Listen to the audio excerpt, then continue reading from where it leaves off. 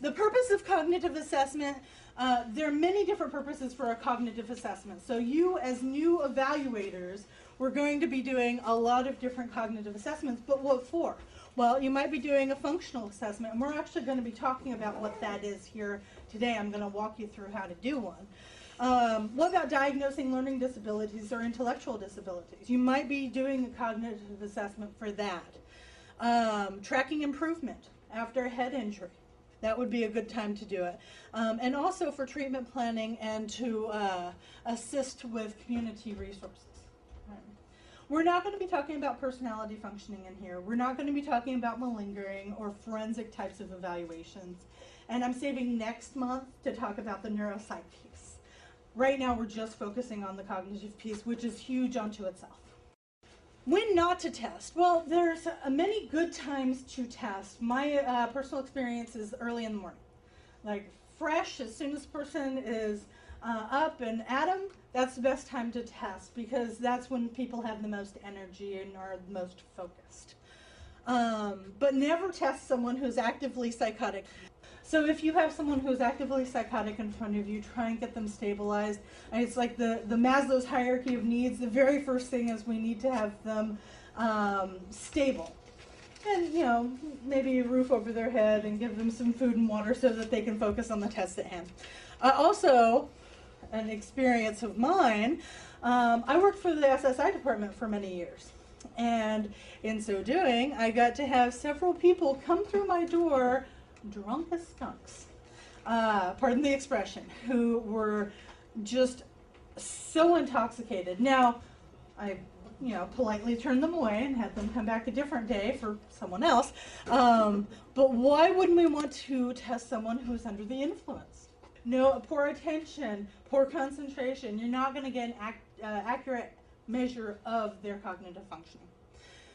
Now, if someone has recently had a head injury or concussion, I want to just briefly touch on this. I caution you for doing a cognitive assessment. LASIK really does a good job of outlining, and I didn't bring the LASIK book because it's massive, of what a concussion is versus a traumatic brain injury. Now, of course, a concussion is a characteristic injury of traumatic brain injury, but in itself is not a traumatic brain injury. So those of you who will be writing reports in the future, if you have someone who says, oh yeah, I got knocked out playing football, I was dazed for about 5 minutes, don't record that as a traumatic brain injury. It was just a concussion, all right? So a mild concussion is when someone sees stars. How many of you have had a mild concussion where you just got knocked in the head and saw stars? Okay, it should have been most of you because by the time we're 40, it's theorized that we will all have at least 3 of those, all right? A classic concussion lasts between 20 and 30 minutes. And that's where you're a little dazed, maybe a little nauseous, but it goes away after half an hour. We're getting into the area of traumatic brain injury or mild traumatic brain injury if it goes over 30 minutes.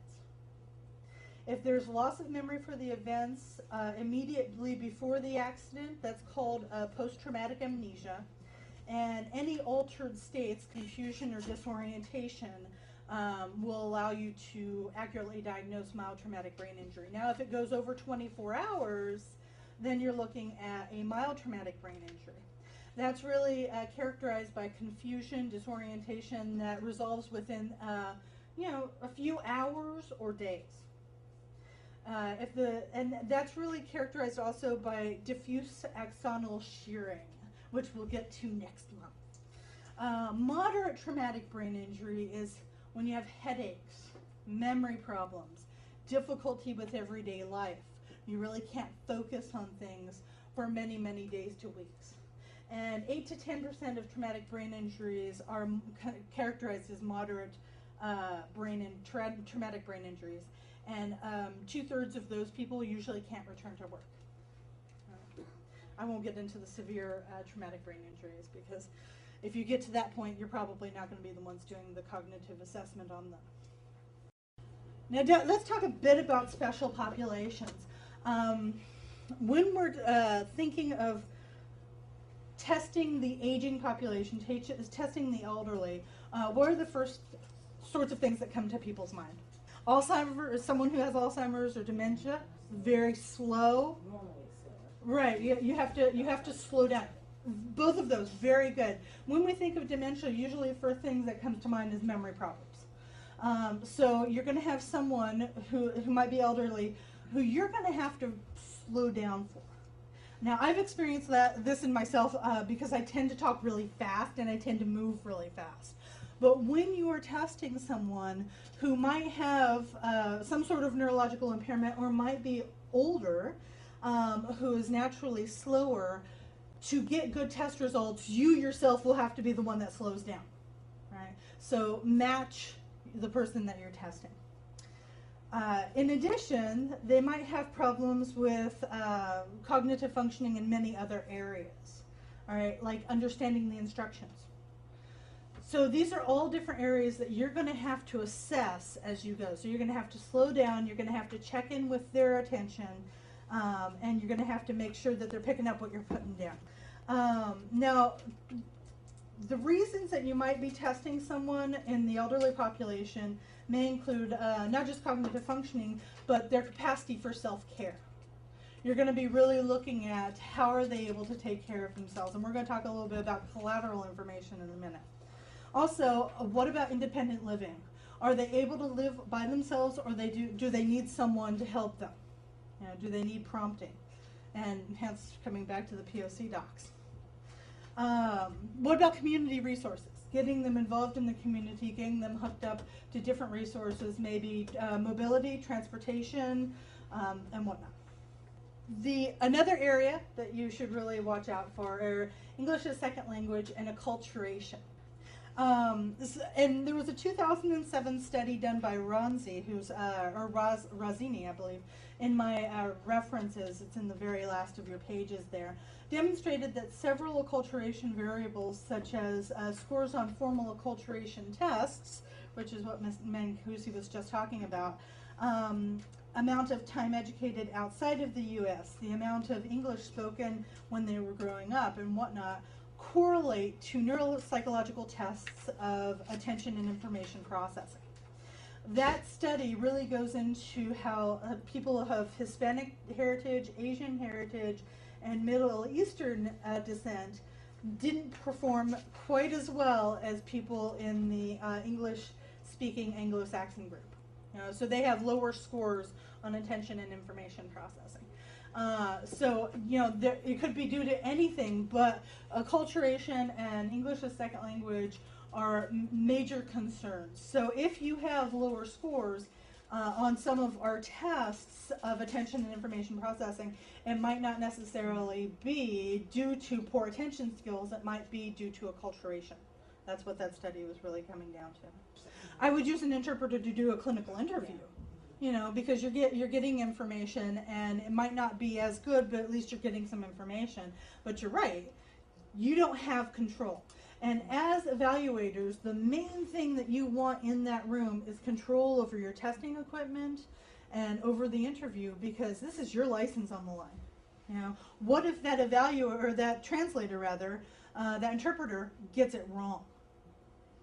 That's your license, not theirs. You know, so if they misinterpret what someone says, then you're on, you know, the hook for it. So that's another reason I would never do it. Plus, the tests, if they're translating the instructions, they might not come across as the standard tests that you're supposed to be administering. And a lot of the tests that we're going to be talking about today are in many different languages. They've been translated, standardized for different languages. And so while I wouldn't administer them in those languages, I might find a clinician who is fluent in that language to administer either for me or just refer out. You had a question in the back? That's already Okay. All right. Another thing is, if the test instructions are not understood and language development and proficiency of the examinee is not the level required by the test then becomes a test of language proficiency instead of measuring what it's supposed to. What about measuring people who are physically challenged? It's a little bit difficult, right? Super module. For those of you who don't work in a prison or a correctional setting, I'm sorry, we've got some inside jokes here, but it's totally the truth. We have had to do testing with someone who's in handcuffs. And if that's the case, I don't have them do tests that would look at their motor speed or their, if they have to manipulate anything, gross or fine motor coordination. If you're in handcuffs, you're not going to get a good read. So those are tests that you just omit. I was thinking more along the lines of someone who might be in a wheelchair or who might have, and recently I had to test someone whose arm was, dominant hand, his arm was broken and in a sling. So in those cases, you have to make proper accommodations. And so there are two different things that we need to think about. We need to think about access skills and target skills. Access skills in testing is really a person's ability to access those skills that are needed to do the testing. Visual acuity. Can they hear the instructions? Do they have the ability to do gross and fine motor skills for manipulating blocks, for instance, in the vase or the whisk, or a pencil? If they don't have that, we can make access accommodations, such as if they can't see something, we can provide glasses, we can provide larger print. That's not going to affect the test scores. If they're in a wheelchair, we might raise or lower the table for them, right, so that they can access the test. However, target skills are really what we're measuring. So, for instance, if we're measuring someone's ability to read, their reading ability, and comprehension, if we then read the test to them, we're not measuring what the test is supposed to be measuring. We're no longer doing that. So, depending on what we're measuring, depending on what the test is, we really need to make sure that we're making proper accommodations. And Breeden, 2003, came up with a whole list of special accommodations that I suggest you guys read in your spare time. And if you are ever assessing someone who has impairments, make sure to keep all of these in mind. A test, or a book rather, that is an interesting book. It's an interesting read. It's called The Mismeasure of Man. Anyone knows The Mismeasure of Man? No. By Gould. It indicates that tests were influential in legitimizing forced sterilization of allegedly defective individuals based on the Stanford-Binet scores in the 1900s. Right. I bring this up just so that you guys can keep in mind that we as professionals really need to be cognizant of the people that we're testing, the reasons that we're testing, and the implications of our reports, where they're going to go and what we're going to be saying in those reports. Because if we don't make proper accommodations, or if we make accommodations that destroy the validity of the tests, then one, not only is that us on the hook, our license, but we're also doing a grave disservice to the person that we're testing. So choosing your measures. What is the referral question? That's first and foremost. It's interesting. I do a type of evaluation called a Z case in the prison. It's for individuals who have been sent from the jails, and they are there for 90 days. Most likely this is the first offense, or they have had many probation violations and the judge wants to shake them up a little bit. And so the question before me with these Z cases is, will this person be successful on probation? What factors need to be taken into account to make this sure this person is successful on probation? That's the only question that I have. I don't have a diagnostic question. I don't have a question that asks about their cognitive functioning per se, though I can add those tests in to see if that's a factor that might be taken into account. But I always have to keep in mind, what is the referral question? Because if the referral question is very narrow and you go off on a tangent about all of these other things, then you might be getting yourself into a lot of trouble, right? So always keep in mind, what's the referral question, who's your audience, and when you're writing the report, make sure it's readable to that person. Also, how much time do you have? When we're talking about testing the elderly, maybe 1 to 2 hours is good at a time. You might have to go for days, several days of repeated testing. But what if the court, it's a court-mandated evaluation, wants this evaluation in a week? You don't have the luxury of testing the person over 2 or 3 weeks. Maybe you've got only 6 hours to get as much information as you possibly can in. That's when you have to be really savvy to what tests are out there, what tests you have access to, and what you're measuring. All right, we need to know who's being tested and the limits of the individual being tested, like we were just talking about. And always, always, always document any special accommodations that you did to overcome those limitations. You always need to have a statement about effective communication. How were you able to make sure that the person understood the limits of confidentiality? You always need to document that you went over the limits of confidentiality with this person. Even if it's a court-mandated evaluation, you need to make sure that that person understands and assents to the evaluation. So what about test batteries? Now, the shorter test batteries, like I was just talking, if you only have a few hours of time, are great, but sometimes they may include too little information or scores might be misleading. For instance, I tested, we'll call him Mr. Jones, who was a 78-year-old African-American man who was in prison for the very first time. No legal history, no substance abuse history. And he was incredibly inappropriate with staff. And he was suddenly in the hospital, and we needed to make sure that he was taken care of. He was able to take care of himself, and the first time I saw him, I gave him the mini mental state exam, and he did fine on the memory portion. He did great. And so I'm sitting here thinking, oh, well, okay, maybe he's just this really kind of inappropriate guy. Well, the next time I saw him, I got the chance to give him a full WIMS, which is the Wechsler memory scales, which showed indeed that he did have memory impairment.